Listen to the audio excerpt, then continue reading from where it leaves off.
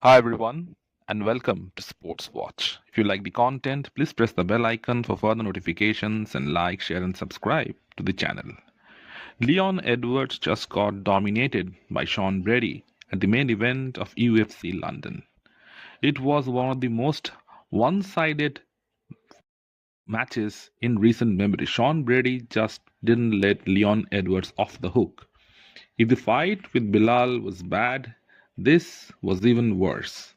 And before the fight, Leon made plenty of excuses. But the main problem with him is his grappling. And kudos to Sean Brady for exposing that part of his game. And once again, it just shows that grappling is the most important martial art. It's better than striking. What Brady did to an elite striker like Leon Edwards is a great example of what happens when a striker faces a grappler. They are lost. And Leon Edwards didn't do anything different from his last fight with Bilal. He didn't improve one bit. He was preparing for a fight with Jack Della Maddalena, who was an elite striker himself, but then took on this short notice fight with Sean Brady. Perhaps it was overconfidence, perhaps it was neglecting the kind of fighter that Brady was. And all through the build up of this fight, Leon was far too engrossed in Belal Muhammad. He was talking about how Bilal isn't a deserving champion, how that win over him was a fluke, and how he needs to bounce back and get a title shot. Well, after this performance, he is far away from getting a title shot ever. Sean Brady just shut Leon Edwards out in front of his hometown in London. Who does that? Who submits their hometown hero in their own backyard? And that too in a short notice fight. Leon had a full camp heading to this fight. Sean Brady didn't. But as the fight went on, Brady looked like the more confident and the more prepared fighter out of the two. He even outstruck Leon. Well, that isn't a surprise because whenever there is the threat of the grappling, the striking always opens up. It happened with Conor versus Khabib. It always happens because the striker is always concerned about those takedowns. And once Sean Brady realized at the end of the first round how easily he could take Leon down, he didn't hesitate. He shot for a double leg and took him down with ease and controlled him for the entire round. The same thing happened in the third as well. And one word about Leon Edwards' fight IQ. It isn't that great. Whenever he gets taken down and controlled on the ground, he feels like he has an obligation to get the takedown back. The Brady team must have watched it and realized that every time Leon has this tendency of getting his takedown back. So they're prepared for it and they must have anticipated it. And going for a takedown against Sean Brady with an elite grappler himself was never a great idea. And Brady locked him up in the guillotine and finished him. It was a dominating finish from Sean Brady, perhaps one of the best his entire career. Now, this fight puts Brady on the map on the welterweight division. He might get a shot at Bilal or Shafkat next. He looked mighty impressive in this fight. His hands were good and his grappling was top class. And he will be a problem for anyone in that welterweight division. And right up in the build up to this fight, he always talked about how mentally weak Leon Edward was. In his fight with Belal Muhammad, he got exposed. And in this fight as well, just look at the expression of Leon when Brady took him down and controlled him for an entire round. He was all lost. He didn't know what hit him.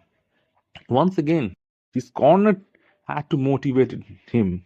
Let's go back to the kickboxing because they were not confident in their own champion. And Leon, he has to overcome this part of his game, the mental aspect.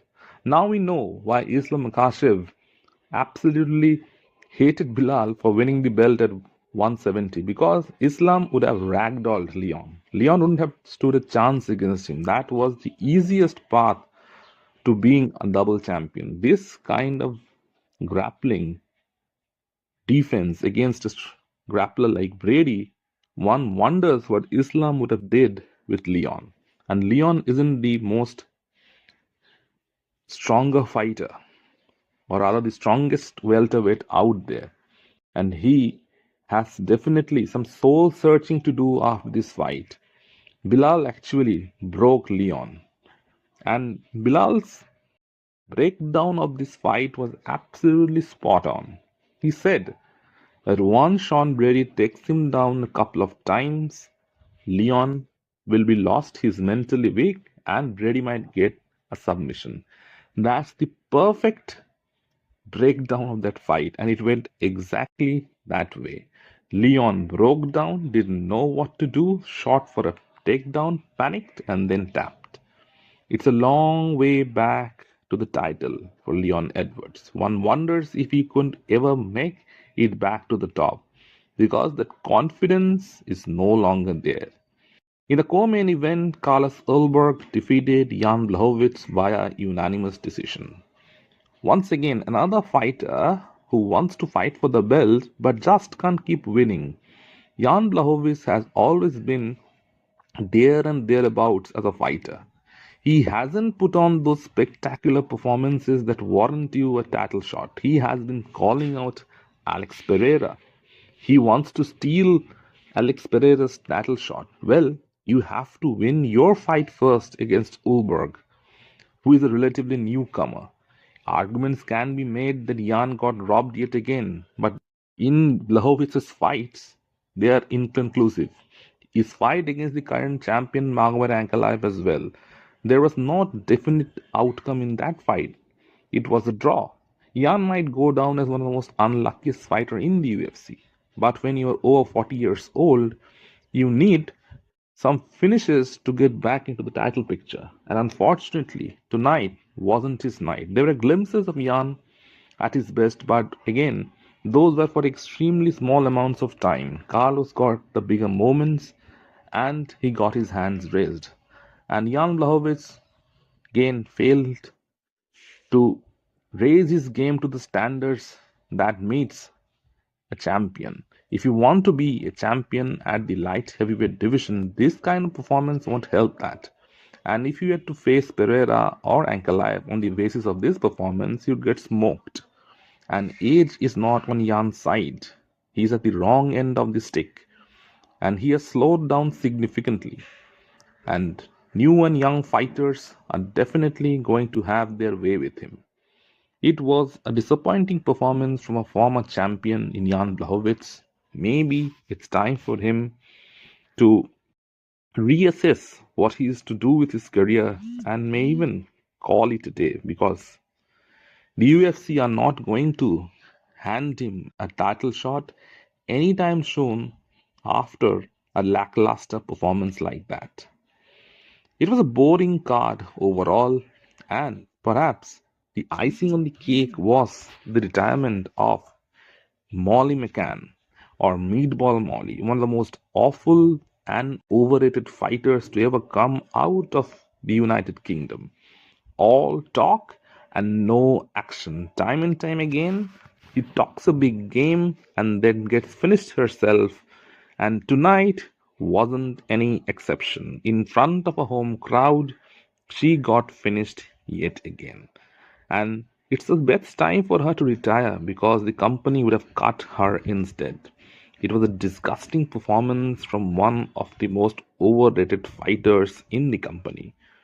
The UK must produce some good fighters because the current lot aren't doing that great. Let me know in the comment section what you feel about the entire card. And if you like the content, please like, share, and subscribe to the channel.